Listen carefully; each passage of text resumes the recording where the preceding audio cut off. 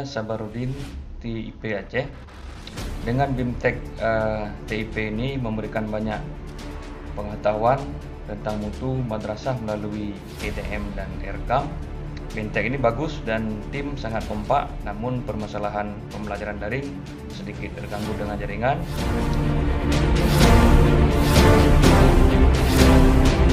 Saya Indah Rizkina, tim Aceh. Pelatihan tim Erekam Aceh sangat luar biasa.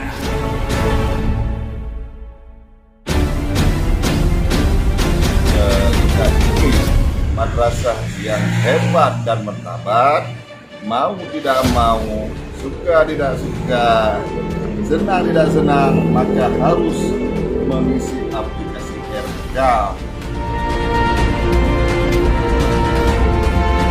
Peserta pelatihan TIP Aceh siap menyukseskan penerapan Erekam di seluruh madrasah di Aceh. Sukses!